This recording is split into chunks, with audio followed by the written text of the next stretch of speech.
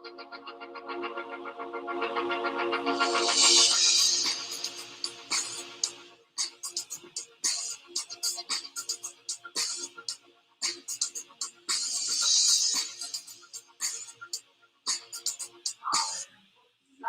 is up and running and on for everyone today. There we are. Sorry, I had to do the simulcasting. As everyone may know, that our live show is always simulcasted on Facebook, multiple pages and locations therein, as well as Twitter, and also LinkedIn, and also YouTube. But more importantly, we're actually on TV. We are on your Roku, and we're on Apple TV, we're on Amazon Prime Video, and we are also on Google TV. Just simply look for Hospitality Channel. So with that in mind, thank you and welcome everybody. Our topic today, in keeping with our theme that we started just this past September, we will be doing this now in our 8th year every week. We decided to change format, being a single topic, single hour. And we've been keeping true to that, and I'm really enjoy doing that right now without having a co-host for me at the time, as we begin to plot and organize our scheduling as time comes forward. And today's topic is how to create a comp set, a digital comp set. What makes this unique in comparison to what hotels are traditionally familiar with in the sense of comp sets being competitive set or people or businesses who you compete with, is digital is it's not the same. And let me explain a little bit as to why it's not the same. Comp sets have a lot of purpose to them, and unfortunately, unfortunately, an aspect of it is finance. Ownerships, management groups, asset management boards, REITs, brands. There's a lot of people that are engaged in the process of owning and operating hotels. From that, they're not engaged with the hotel itself. A lot of times, especially with REITs and things like that, this just really is an investment value. Just, I spent this much money for this business. This happens to be a hotel business compared to a quickie mart or a apartment complex or retail outlet or commercial space or whatever. This is an investment. And so comp sets are created to determine how well my business is doing other than the metrics of finance. Meaning finance, everyone's looking at P&L. They look at P&L and say, well, how much money have we been spending? How did I spend? Okay. And how is it efficiently running business? And how much of the flow through from top line revenue makes it bottom line, which is the check that the ownership receives. Comp sets is another evaluative way of determining how you are positioned and performing within your market. The most famous platform associated with competitive sets is the Smith Travel Research Report, or STAR Report. Smith Travel Research Report was created many years ago, 20 plus years ago, really. I think it was 30. I don't know. I have to actually look. This is a tricky question, I guess. To allow hotels to anonymously compare themselves to other hotels. You could select who you want to be compared to, so that you could say, I'm in this destination or this market, and these are the brick and mortar hotels in my market that people that would stay with me would stay with there as well. Usually the strategy associated with defining a comp set market before urban managers even existed was the evaluative process of comparative asset. How many rooms, how many rooms, level of service, amount of amenities, draw a proposition on why you built the hotel where you did. If you obviously built a hotel by an airport, you'd want to be compared to other airport hotels because you're pursuing the same market just as much as if you're downtown. As to if you're a mid-scale hotel, you'd want to be compared to other mid-scale hotels. Compare yourself artificially to other hotels that aren't hotels that are truly competitive to you. At the time, did not seem like a rationale that was worth considering. Why compare yourself to a Four Seasons hotel, brand specific, when you're a Best Western? It just doesn't work. Even though you're in the same market and you have rooms and they have rooms in the Korean market, the market that you're catering to, selling to, is definitively driven by the amount of money they're willing to spend to stay with you. So it didn't make rational sense. Unfortunately, over time, comp sets using STAR reports, and I think Believer has those now. I'm not a big fan, but oh well, it is another resource. Have been used for a variety of reasons. People quickly learned that they could create comp sets that made them look better than they really were, because they could shine better than other hotels that who are not as good as them or as prolific in their selling ability or the type of product that they're able to sell to drive more business in themselves compared to them. A hotel that didn't have meeting space or whatever was unfairly compared to a hotel that did, and then the revenue generated from that type of market segment demand allowed you to artificially look better than what you were, which is a great little learn to your bosses and teachers often say, oh, we're doing so good. And that's how they're used, unfortunately. Other ways of doing it were financial Compset considerations. How can we compare to other places so that we show that we need more capital expense or more FF&E investment into the property? We would artificially do the reverse, which is share against Compset that we didn't shine well against to show that we could do better if we were to upgrade our product. So again, to being a leverageable tool, it has its value in all those circumstances except for one that it loses, and that is market information, market insight. The idea of competitive set analysis is to determine how your performance is compared to those of your peers. And so from that, like a pace car in a race or a pace person in a foot race. How well you do against the best time or the lead time above or below the mark. And so competitive set analysis for marketing has a higher value for being more about what you are in comparison exactly to those that you are truly competing against. And this is where it gets a little different than just brick and mortar competitive sets in the market. Hotels now globally compete globally with other hotels and destinations. Let me explain on that a little bit.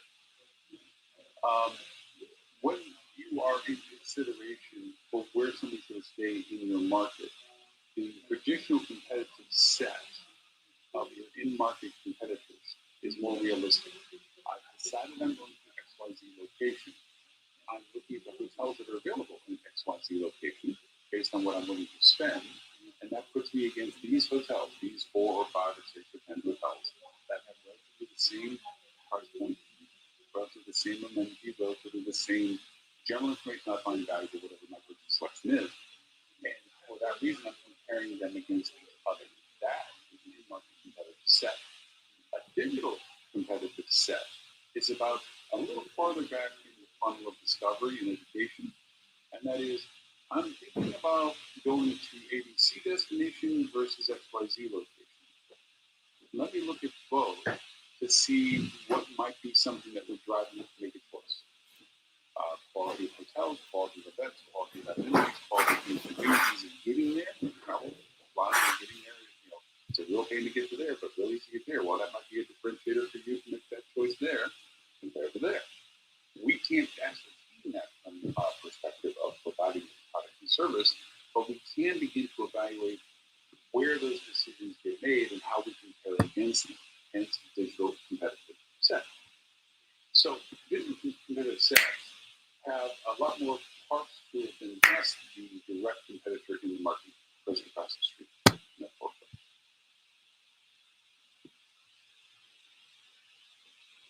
A lot of it has what's called symbiotic market comparisons, and that is, let me give you an example of this. Those hotels I was responsible for in the Florida Keys, beautiful place, absolutely pristine, highly enjoyable, truly an enjoyable place. We found that our strongest on-market lines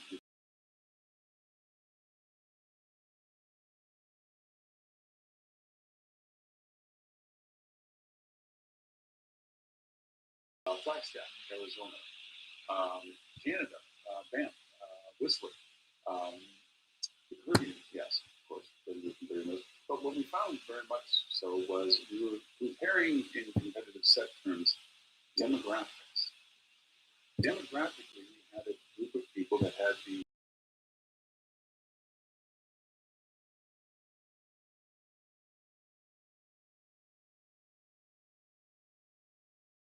vacation or time, or do I want to have a ski mountain lodge vacation time? And they were choosing and comparing not on our proximity to each other, but in our comparisons of what we were offering. And that kind of digital competitive set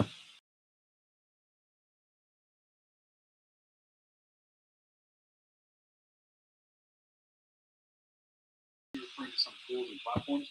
Please understand I'm not endorsing these. I am because I use them and I want to use them if I didn't find value for them.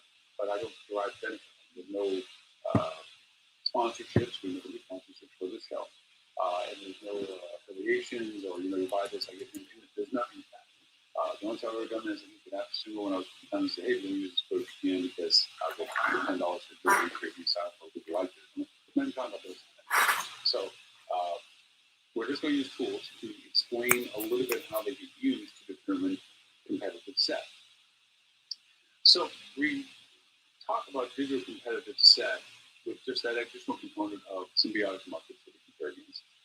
And we have to define the parameters that are used to determine who they are. I mean, you just don't want me to go, well, if I search for myself, what comes up? It's basically you're walking your open field of bales of hay all over the field, and you're going to have to go and find each and every one of them for that one little lead that you're looking for. You'd be lucky you did in the first one, or you'd be unlucky you went for the last one and find it in the last place you are. That is not a rational way of researching digital competitive set. We talked about this in my SEO optimization live show. What you first need to do in evaluating yourself in the competitive set on market is to first determine who you are.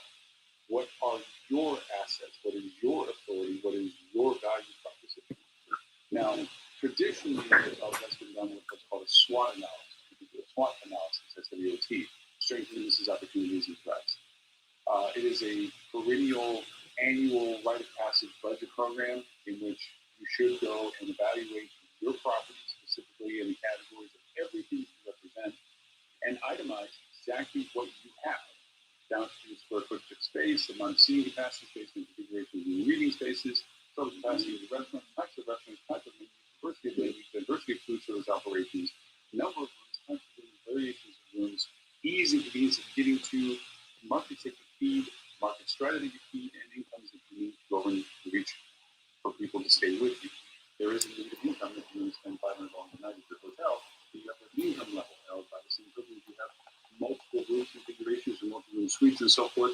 The family component. All these things get broken down into your strengths, your weaknesses, what don't you have, opportunities, how do you compare against those in your market that you have that they don't, and threats, what do they have that you don't? That's it. That's your SWOT analysis. That's a key component of being done before you then do what we're talking about, which is your evaluative asset authority value online. And what I mean by this is the research of what you begin to show up for. Here's the reality of our world, and we are a digital world. When I first started this back in the 2000s, from a marketing perspective, running hotels before all of that and everything, simpler time.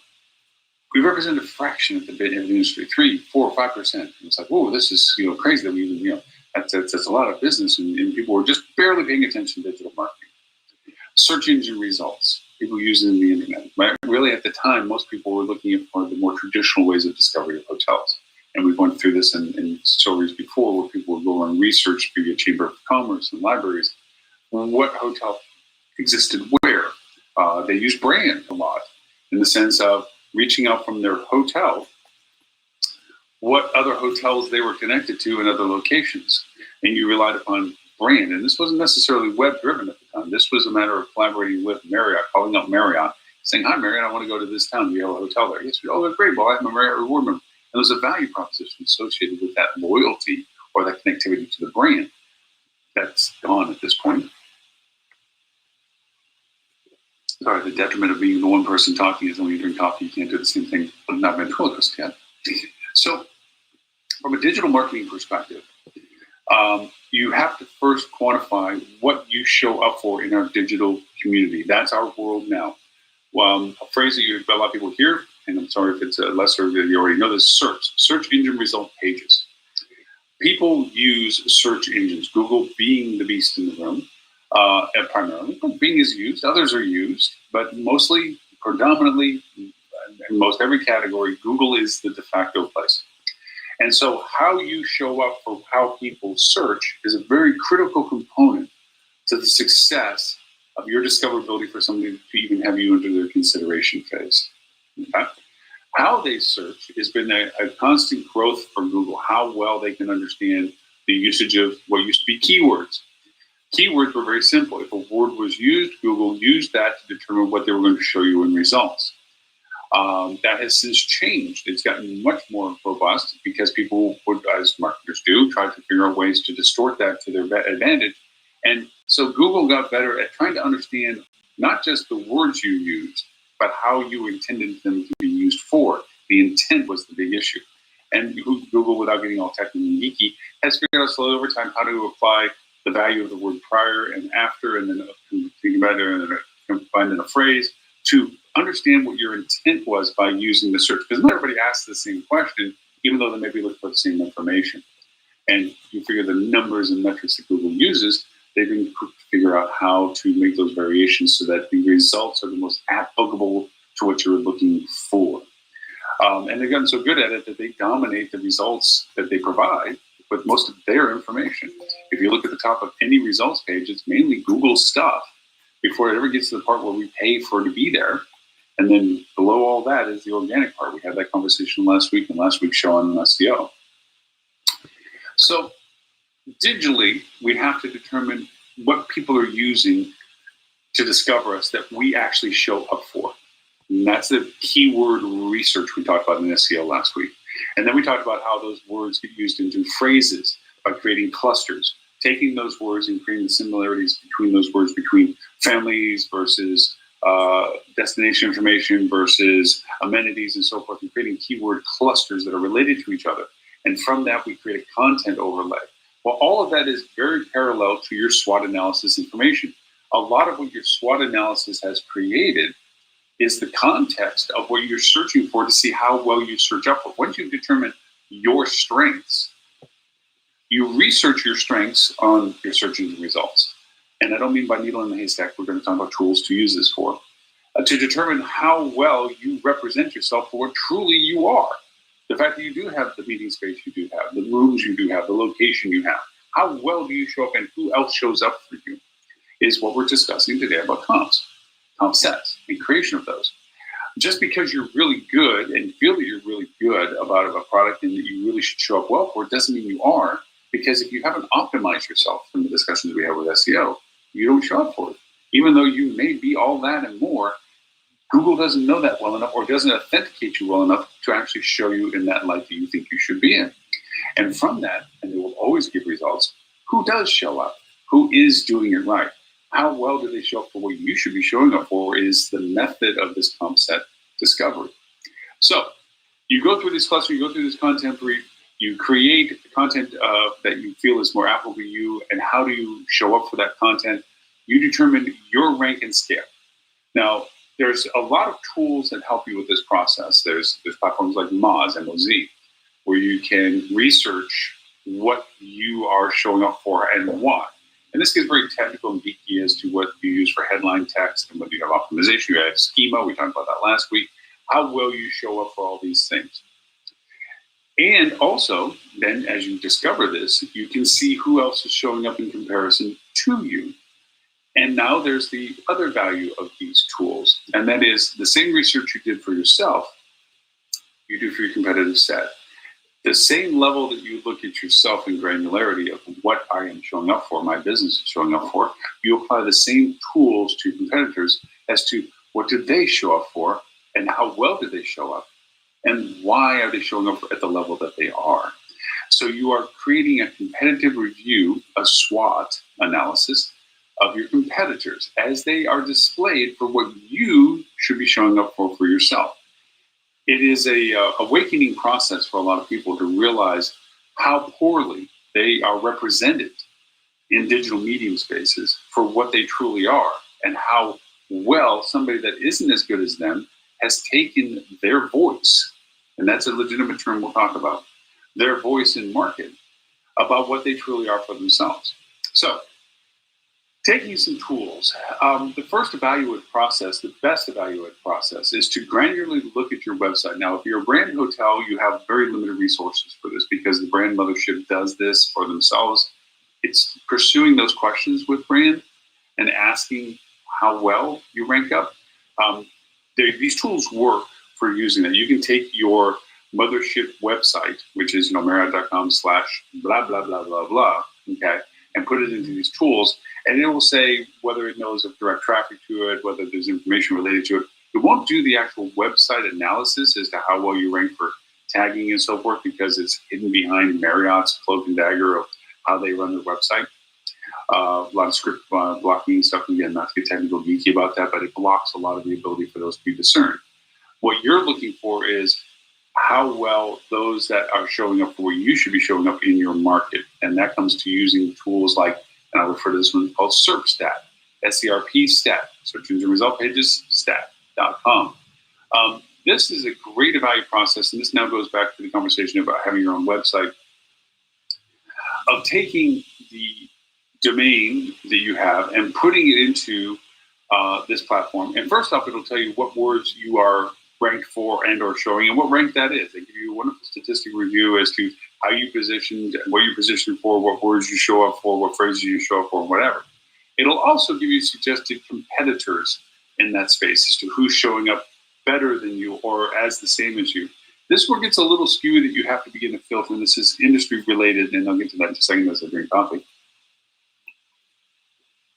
They'll show you your strongest competitors by suggestion, and there's the competitors you can't really do much about, and that is Tripadvisor, Expedia, Hotel.com, brand itself, maybe if you're a branded hotel. And the reason why you can't do much about those is their optimization in relationship to yours is based on more than just the individual content of your hotel. It's also based on the authority that they have, not only about your hotel, but everything around your hotel in multiple contexts, the amenities and locations and information and so forth about everything around your hotel as well. And Google has decided, because of that vast amount of information that they have on their website about all that, that they rank higher than you for yourself. Can't influence that too much. What you then do with a tool like SERP is that you begin to define who you want to be compared to. So we're going to pause that right now because we haven't determined that yet. We only want to see how we rank for what we ranked for. And then we ask the platform, and so who does that compare us to? And he's going to give us these like set Tripadvisor and so forth. And we're like, okay, of course they're going to dominate us. They have 20, 30, 50, 100 times more the content about us and what's surrounding us. So they dominate the authority associated with looking for us. So you can't be that right now. There are sneaky ways of improving it, but that's an advanced conversation, and frankly, that's what I get paid for. So anyways, with that, we now need to go and look and see who, on a smaller scale, is stealing our thunder, taking our voice in market. Who are we being compared to? First step is for what we should show up for ourselves. So this goes first to taking the terms that we've discovered that we should show up for, that this platform, like a SERP and others, has said that we rank for, and taking those same phrases and terms and putting them into a platform like iSpionage or Spy Food, and saying, if I put this in, who shows up? And you can do this as Google search. It's a little randomized because we all have tailored results based on our search history. So it does give us a skewed view. So if you don't do any of this stuff, do it in incognito if you use Google Chrome or DuckDuckGo or something like this, so that you don't get the skewed results based on your previous search histories. Just to see how that pops up in general search, I wouldn't use that as a search tool, really and honestly, because you are looking for a needle in a haystack. Platforms aggregate data, and they do it from VPNs, virtual private networks, so that they can do it as neutrally as possible or as unbiasedly as possible in the results that they're searching for. And choosing VPNs in the locations will at least just minimize the skewing to being that geographic searching to other areas, which is a key influencer. So, anywho, you would take these platforms like Espionage, Spy Food, and you would put in what you should be showing up for and seeing who else shows up according to these platforms. And they'll start showing you, and you keep track of this. It's literally a log. You can screen grab it, you can Google Sheet it, you can rip it and pull it over, you can just list it. But you're going to begin to see familiarities, because remember, you're more intimate with your market than you were. And you may see very quickly that it's just not the hotels in your market that are showing up for these things. Obviously, when you start putting location and so forth, you're going to get more of the hotels that you're directly competing with in market. But above that, without the location to it, where you're looking at, beachfront resort or a mountain view resort or downtown metro urban or whatever, you're going to start seeing other markets show up in this competitive update reviews from platforms like this that are going to start showing you that, gee, there seems to be a lot of hotels in downtown Cincinnati that are comparing themselves to my downtown Detroit hotel. What are they doing? And so then that gives you a breadcrumb. Let's take those domains that are showing up well for the terms that you were told from another platform, like SearchStat or Moz, that you should show up for, and see why they show up well. Why do they show up? And this isn't to compare what they're doing to take business from you. This is now a research aspect of what are they doing well that I can adopt. Because if they're showing up well for what they're doing in the generalized search of downtown hotel, they've done it so well, they show up that farther up in the discovery of not downtown hotel Cincinnati, but downtown hotel. Wow, why did they show up for such a high level term so well when I can't even show up for downtown hotel Detroit? Learning from your competitors is the key element of this, not just taking their business, but learning from your competitors is a key component of this. So seeing what they did, by looking at how did they structure their website, how did they create content that Google was found relevant enough to give them the award of being able to show up for that term, is really what you begin to track these domains for. Looking at them and saying how and why did they show up so well. That's one component. The other list that you're keeping track of is the hotels that are taking over the traffic that should be coming to you, but they're intercepting it. And that goes to my symbiotic market discussion. Why is it that Cincinnati is pushing hard for downtown conference hotels Midwest, and yet I'm doing the same thing for my Detroit hotel, and I'm not getting the traffic that apparently they are? What is it about it? Now, that's when you go into your brick and mortar comparisons of, wow, do they have newer content, a newer space? They have bigger conference space? Is it juxtaposition? What you do the SWOT analysis. What is the opportunities this hotel has in comparison to you? It might be sitting right next to the conference center. It might be sitting right next to the airport. And you go, oh, that makes sense. Yeah, I can't beat that. They're there right next to that. I can't do that because I'm not right next to mine in my market. Those now are dismissed. Like I can't fight that aspect, so I shouldn't feature it or promote it. I can't steal that concept from this. But the hotels that you do compete with, like, why is the hotel just outside of my radius? I'm over by the airport and I'm driving airport traffic, let's say. But this hotel shows up better for a hotel to stay at as an airport hotel. But I know it's farther away from my airport than me, but they're getting my business. Why? And that becomes into this analysis, your Compset analysis. You may see that technologically they have better content about traveling through the airport that you are nearby. And that means that a lesson learned for you, you need to expand your content associated with transportation requirements and facilities, and you need to enhance your content about proximity to the airport, your shuttle, whatever. By the same token, other influences have come into our market that didn't exist years before as much, but they influence how we show up, and that is they might have really good reviews, better reviews actually than yours. And because they have better reviews, Google weighs that in their algorithm. You see that term an awful lot, which is a mathematical calculation of how do they prioritize one versus another. And they take a lot of criteria in that discussion to determine how well they think your content compares to somebody else's content when it's asimilar. And so reviews have a very strong influence. If your reviews are less positive than their hotel reviews, and the content is similar to your content, it negates the distance issue because it augments it with a better review score. And the higher the score, and this has been studied many, many times in many, many ways, 1 star can create a huge new increase in ADR and occupancy simply because the perception, valid as it may be, of value to the hotel goes up because people feel they're getting more or better service or value of quality of product compared to the one that is lesser in ranking than the one that you're considering. So, looking at your digital concept comes up with these things. And you can dive at these on very granular levels, with individual search when you get to the point that you're able to identify these unique one-on-one comparisons. Right now, we're not down to the one-on-one comparisons, but just saying when you get down to the one-on-one comparisons, you can go into Tripadvisor and just pull up you and them and go, okay, what do they say about this place? Well, we're that, or we're not that, or yeah, I don't do that, or whatever. And you can really, truly evaluate from a SWOT perspective whether you can challenge them on things and come back to your operations team and go, guys, we have a goal. We want to improve our review scores by 0.5 point over the next 90 days.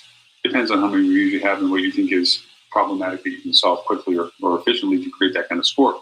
We need to dedicate ourselves to improving this, because if we do, there's a mathematical calculation of what that value of improvement would be for you, both in ADR and occupancy. And you can show a dollar value. And this is where you can go back to ownerships and say, look, I need this much money to run these types of programs, but by so doing, we can make this much more money because of the increased ADR and occupancies that we're capable of getting, because we'll be able to capture more market demand. So going back to the larger scale discussion, sorry, that was a little bit of down the rabbit hole on something. We are at a point where we've looked at how we show up online. We've looked at who else shows up for what we should show up for online. We've talked about how we compare to other places that are being under consideration for people that are looking at us in comparison to other places online, symbiotic markets. What do we do with now this exposure to this data? How do we begin to look at these things? Well, there's 3 categories of content that come out of all this. So three perspectives. What I'm doing better, what somebody else is doing better, and what everything is the same and I can't change. So with that, we need to look at two that we can influence. What I'm already doing better is pretty much there. We can talk about marketing strategy and optimization of that value later. We can talk about, we should definitely market that or advertise that or push that or highlight that. That's a strategy of marketing. We're still into the analysis and Compset. So we have to take the other two, which is what are we not doing as well and what are we doing about the same in those two. What we're not doing as well is the first next easiest thing to do, which is, okay, they're better. What are they better on? And we quantify that. That's when we start using other tools. And that is things like Topic Mojo, where we're looking for content.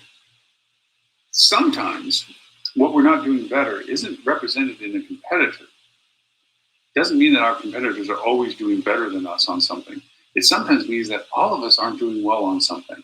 Like if you're near the biggest ball of twine, I mean, you can tell I'm making these things up, but if you're near the biggest ball of twine and nobody in your market is talking about being near the biggest ball of twine, that wouldn't come up on how I compare myself to a competitor. That would come up on content discovery. And that goes back to one of my earlier conversations about content generation and then grading that content, is you need to take a larger look than just directly the business you're competing with. You need to look at all the amount of mitigating factors of what people are making as decisions to coming to your market. What drives demand to your market? There's always been the old adage of you can't create demand. I defy that and say that you can if you discover content and or purpose and reason that wasn't well known and then amplify it so that more people find it and discover it. You can create demand. That being said, sometimes not knowing what you should talk about is the missing of demand. There's a demand there, but nobody's tapping it. It's like a underwater water line. Nobody knew it was there until you throw it down, and there you discover this whole new source of opportunity. So looking at what people look for in your market is the translation of this dialogue. And that comes from using platforms like Topic Mojo or Wario.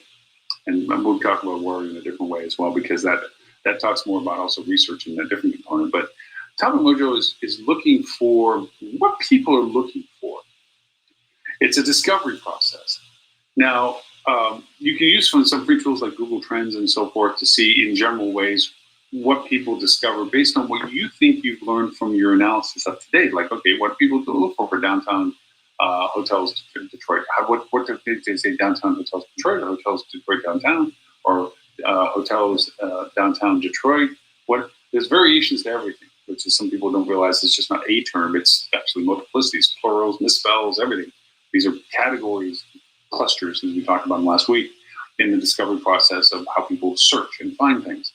Well, the same methodology is used on trying to discover what people are trying to look for. Not everybody just looks for a hotel and uses the word a hotel or hotel in their search.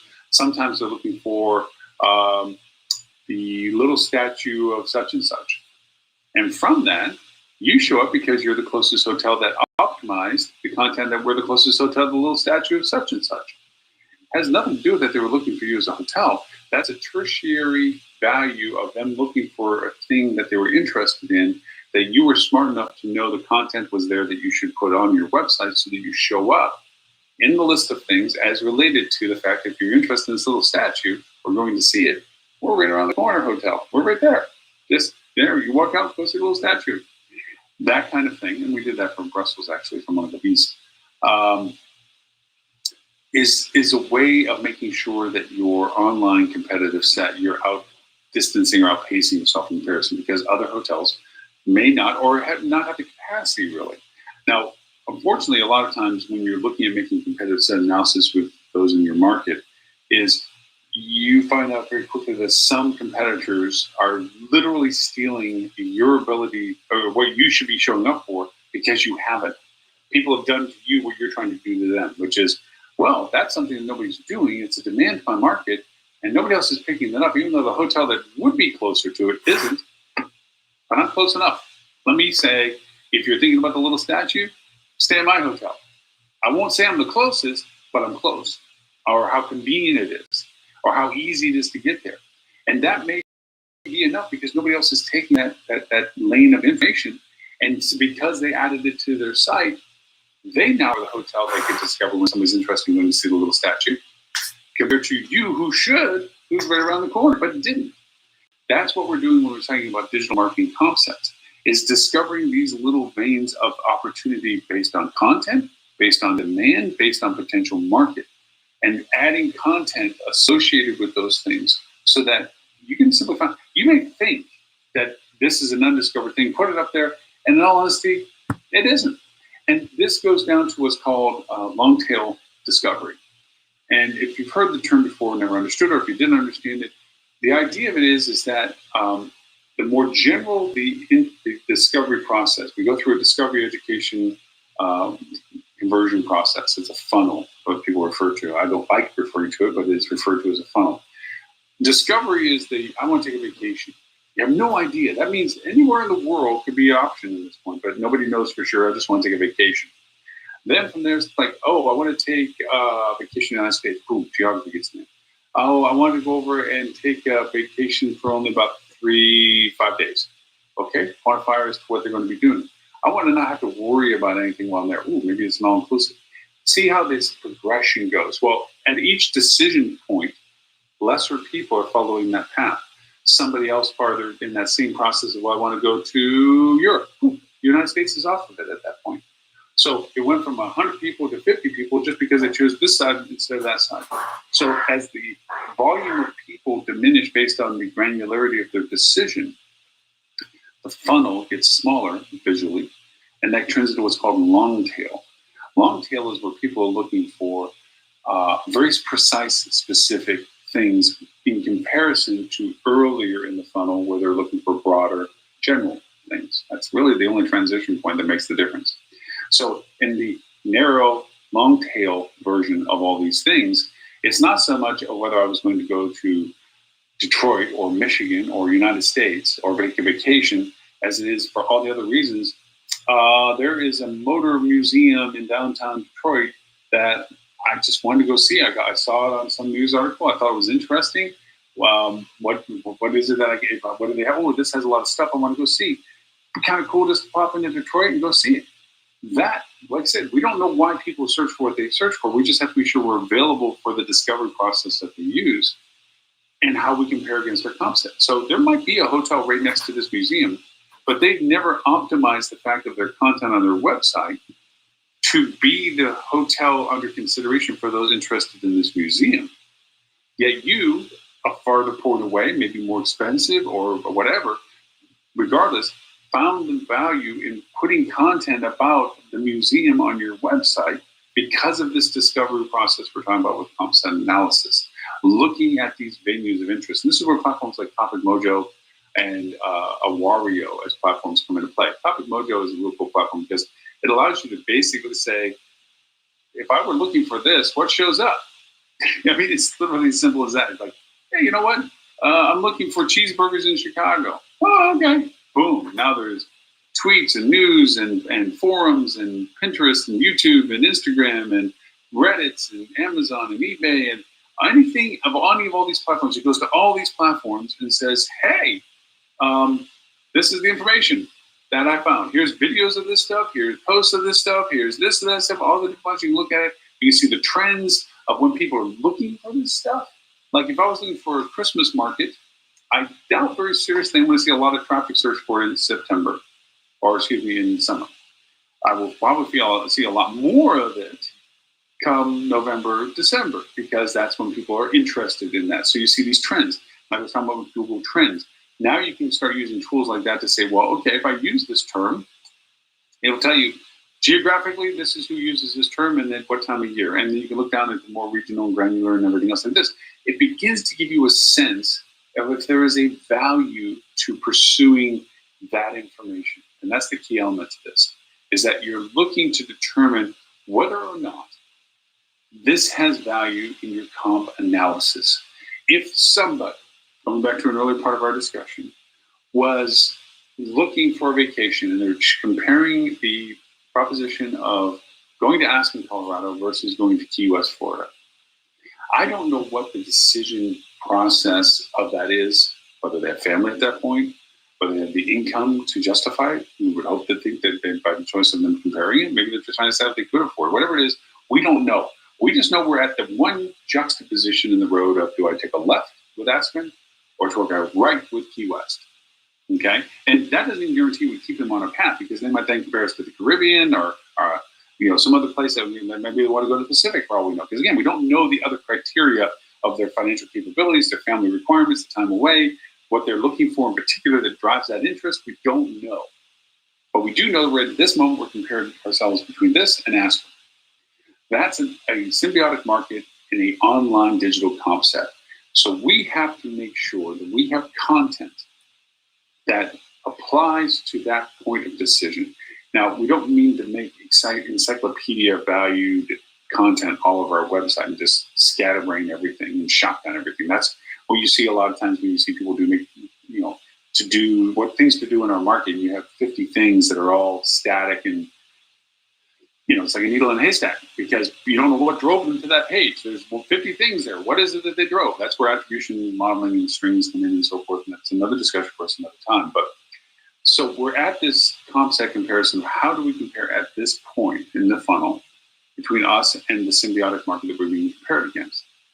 And we might be compared to other things like, well, I want to do Midwest hay bale rides, or I want to go Texas ranch.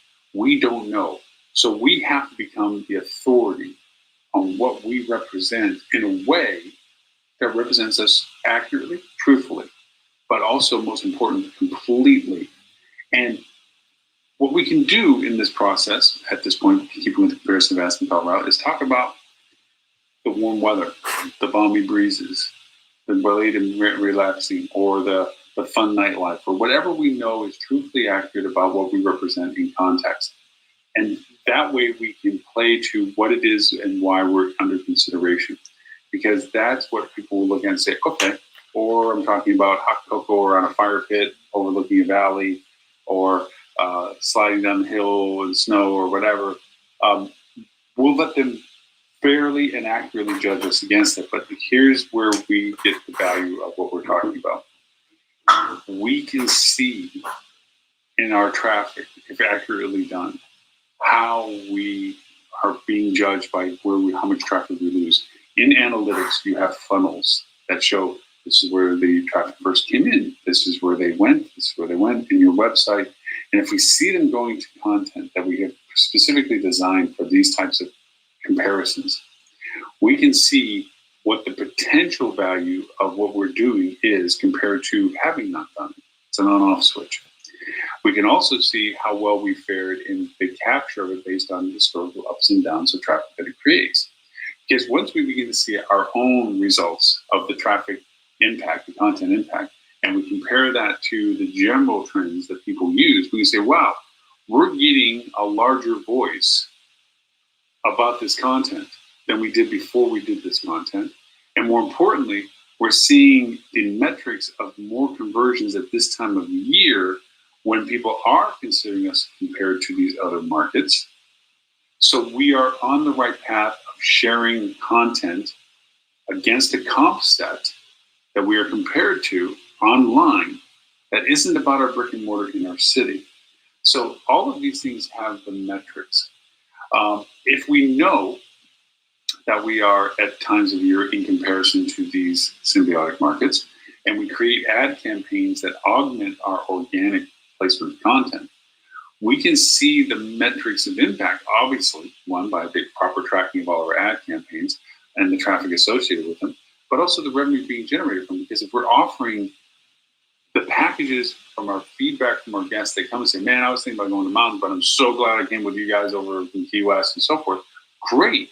Take that information and put it into your market strategy to augment for everyone else that didn't make the same decision that those that showed up your door did, and see if you can expand your voice and market for that. What I found when going back to my analogy between when I was running the Key West properties compared to Aspen was they spent a substantive amount of money prior to in the lead time associated with larger key events that were happening in Key West that would drive interest to my market instead of theirs. So they were smart enough to be able to go farther into the funnel, back into the discovery education phases, and say, how cool is to go to the mountains right about now? This is the coolest thing to do. Why go over and sweat? Why do all these things that drove people to be already thinking more about going to them than to us? So by the time that the real feature of what we would be as a driver for our market was highlighted, they were already into the strong consideration phase going to them. That's the true value composition of Compset, is finding out where in your place you can divert your share, their share of business, to you being your share of business. Going to the old Star report, and I would say old Star report is still current, everybody uses it and so forth. Well, I tend to like OTA insights these days. When you're looking at you have what's called market share. And market share is roughly calculated in the fact that you have X number of room inventory compared to total room inventory to your market. So you have market share. What you should get for your occupancy is your market share. At 100%, that means you're getting your fair share. Anything above 100% means you're taking somebody else's fair share. Anything less than 100%, somebody took your fair share. Simple enough. It's called tab 4 for those that have been in the industry for a while. It's like the first thing you looked at before you ran into a report, a meeting when you had to go over the report is like, what's tab 4 say? What's our fair share? What's our RevPAR index compared to our and to market, and also our ADR and occupancies? Was the numbers that you were either going to get beaten up for or praised for? Well, praise is rough for them. More beat up for. Anyway, so taking market share is the preeminent reason why you do Compset, because you need to find out what your competitors are showing up for. Digital Compset addresses the symbiotic markets, but then also it goes into the next step, and it is how do you compare yourself to those in your market that you're being compared against via online.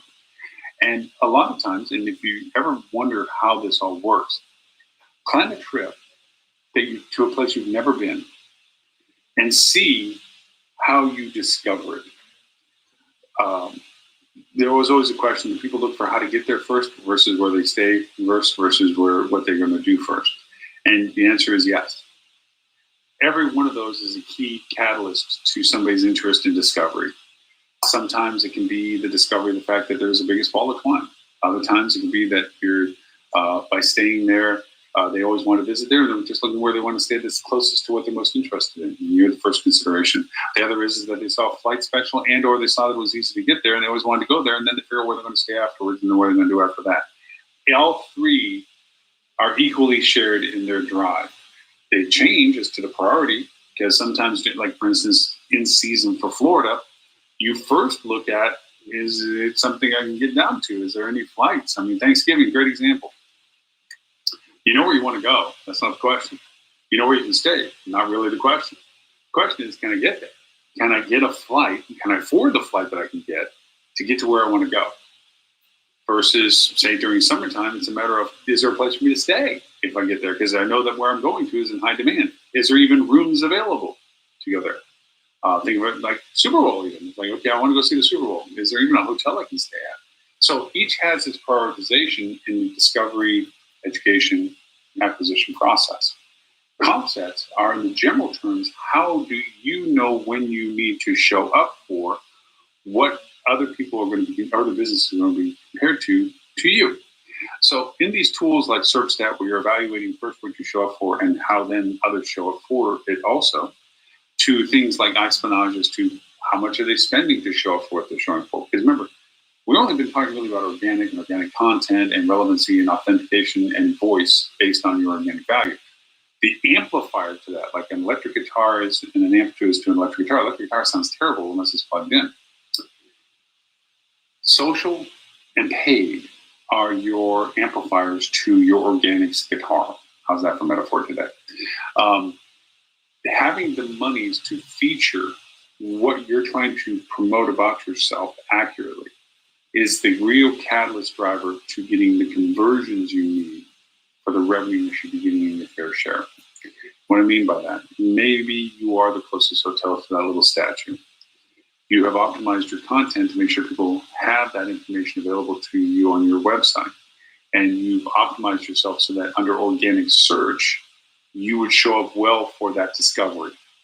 However, in the real world of digital marketing digital world that we live in, above that organic result that you have so meticulously worked for is everybody else that shows up for relevancy associated with the statue and the fact that they have other information about that, the Tripadvisors and Expedias and stuff like the world.